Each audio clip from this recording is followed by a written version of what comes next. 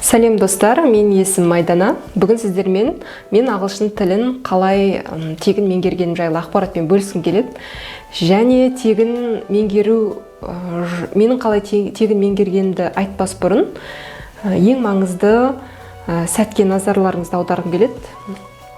Тілді меңгермес бұрын барлық жағдайда негізі тек қана тілге қатысты емес, біз не үшін жасап жатқанымызды білуіміз керек.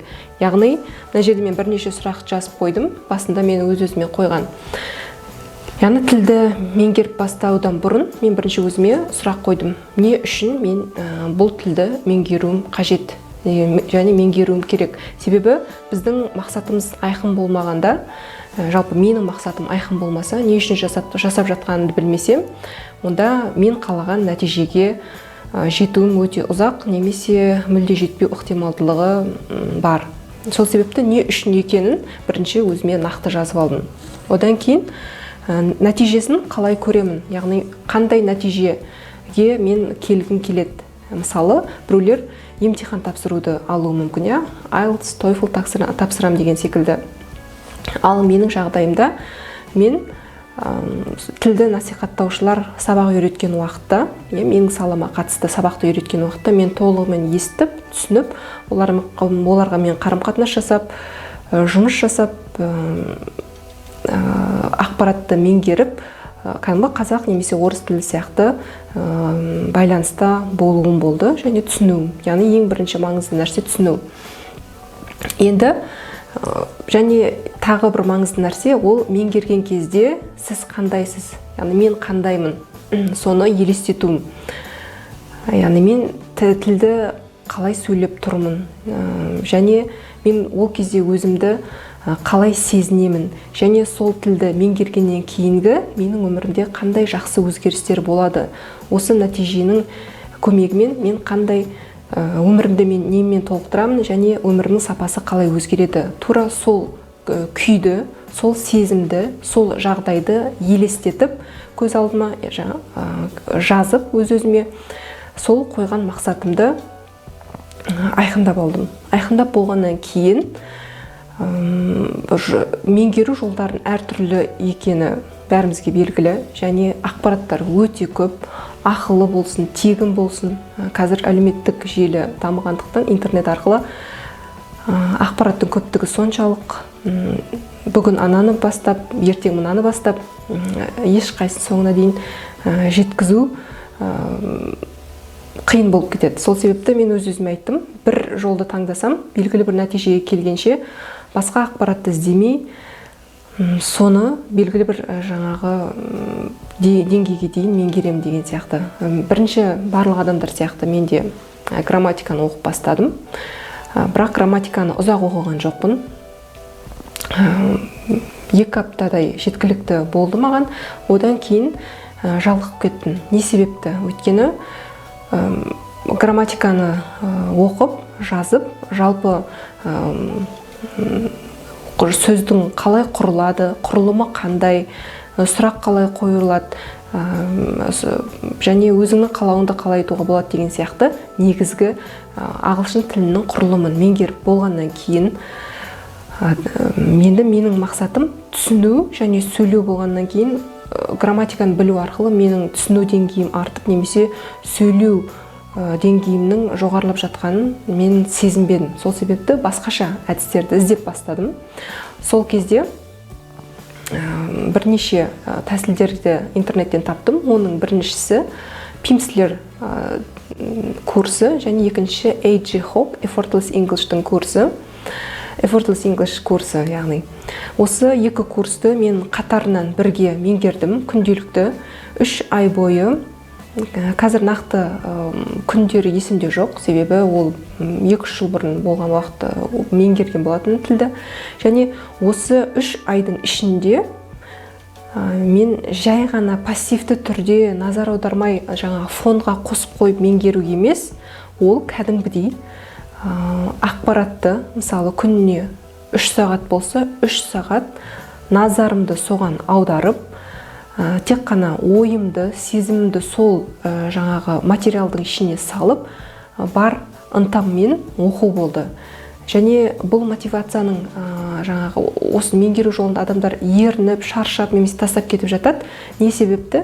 Себебі мен басында бірінші айтып кеткендей, мақсаты айқын болмағанда. Яғни менің мақсатым айқын болғандықтан менің мотивациямды яғни жоғалтып алған жоқпын. Яғни оны жоғалтып алу мүмкін емес. Және мотивацияны еш жерден ешқайдан іздемейсің де, өйткені сенің мақсатың айқын, және күнде таңертеңгісін ұйқыдан тұрған уақытта бүгінгі істейтін қосымша істеріңе де тағы да қосылған белгілі өзіңнің жаңа енгізген оқу жүйесіне байланысты ақпараттарың бар екенін білесің.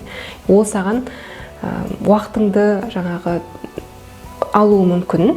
Қосымша басқа нәрселерден сен шегерілуі мүмкін, бірақ шаршамайсың. Өйткені мақсатың айқын болған уақытта сен оны мақсатты көріп тұрсың, сезініп тұрсың, біліп тұрсың нәтижесінде қандай болатын, және нақты сенің нәтижең қандай болатын. Сол себепті күш-қуат өзінен өзі соны ойлаған сайын, сезінген сайын, жаңағы мақсатыңды ойлаған сайын бойың энергияға толып, өзіңнен өзің табиғат саған энергия беріп оқи бересің. Сол себепті менде ешқандай бұл меңгеру жолында тастап кету немесе шаршау, қызығушылықтың болмауы деген сияқты сезімдер, ондай көрсеткіштер болмады. Осы 3 ай бойы бірінші пимслерді қосам. Пимслерді AJ Hawke'тың бағдарламасы, екеуінің курсы, ол аудио рекорд деп айтады, яғни аудио бағдарламалар. Сіз қосып қоясыз, ол ағылшынды насихаттаушы, native speaker дейді, аудионы айтады.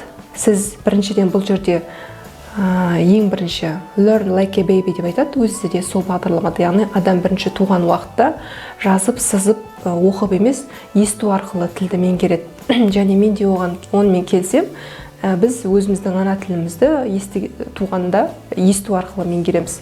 Біз естіп, 100% түсінгеннен кейін барып, грамматикалық белгілі ережелерді оқып, және әріптерді танып, жүргізіп оқи бастаймыз.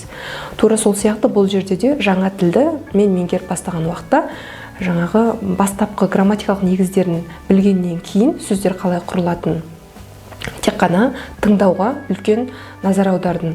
Яғни негізгі меңгеру жолым осы болды. Пимслерді қосам. Ол жерде 30 минут әр сабағы, және сол 30 минут болы автормен бірге сол аудионың барысында жұмыс жасайсың. Және екінші өткеннен кейін AJ Hawke Effortless English'ті қосам, және ол жерде де кем дегенде бір рет барлық бір жаңағы қысқа курсын аяқтау үшін бір сабақты, ол жерде де 30 минут немесе 1 сағаттай уақыт кетеді. Сонда кем дегенде 2 немесе 3 рет жасадым. Және ол жерде біріншіден сіздің тыңдауыңыз, яғни бастапқыда насихаттаушыны тыңдайсың, және ең қызығы, мен өмірде кездестірмеген жаңа сөздер болсын, мен оқи алмайтын сөздер болсын, өмірімде көрмеген жаңа сөздер болсын, 5-6 рет тыңдап болғаннан кейін парақты алып оқыған уақытта ешқандай қиналмай, мына сөз қалай оқылады, немесе мына жаңа сөз қалай деген сияқты таныс емес нәрсе болмайды. Барлығы саған таныс, бір сен білетін нәрсе сияқты сондай сезімде боласың, және жүргізіп оқып шығасың. Және екіншісі, бірінші өзің автоматты түрде оқылуың жөнделеді. Ал есту, тыңдау, түсіну ол айтпаса да ең бірінші орындағы нәрсе. Және сөйлеу, жаңа Effortless English'те сөйлеуге жұмыс жасатады, тыңдау мен сөйлеуге. Бағдарламаны ашып тыңдап көрсеңіздер болады. Сізге тілді насихаттаушы сұрақты қойып, сұраққа жауап беріп, сұрақты қойып, сұраққа жауап беріп, және қалай жауап беру керек екенін өзі үйретеді. Сол, бірақ барлығы сабақтың тек қана ағылшын тілінде болады. Осы тәсілді мен қолдандым. 3 айдан кейін мен өзім қалаған жақсы нәтижеге жеттім. Басында шынын айту керек, менің деңгейім өте төмен болды. Менің білетін деңгейім тек Hello, my name is Айдана, I'm from Kazakhstan. Осы деңгеймен ғана шектелетін. Себебі белгілі, және белгілі себептерге байланысты ағылшын тілін меңгеру мүмкіндігі болмағандықтан немесе және дұрыс мотивацияның дұрыс мақсаттың қойылмауына байланысты осы уақытқа дейін тілдің меңгерілуі кейінге шегерілген болатын. Ал 3 айдан кейін менің деңгейім өзімді толығымен таныстырып, өзіме қатысты тақырыптарды тыңдаған уақытта қазақ тілі мен орыс тілі сияқты түсініп, және ол тілде өзімнің пікірімді білдіре алып, мысалы мен жаңа сөздерді білмеуім мүмкін, бірақ ол сөзді білмесем де басқа сөздермен түсіндіре алатын деңгейге жеттім. Және әрине тілді меңгергеннен кейін оның бізге беретін көптеген мүмкіндіктері бар. Ол туралы келесі видеода бөлісетін боламын. Бүгінге осы. Және сіздердің назарларыңызды сұрап алғым келеді. Осы менің видеома лүпілдеріңізді қойып, менің каналыма жазылуларыңызды сұраймын. Рахмет.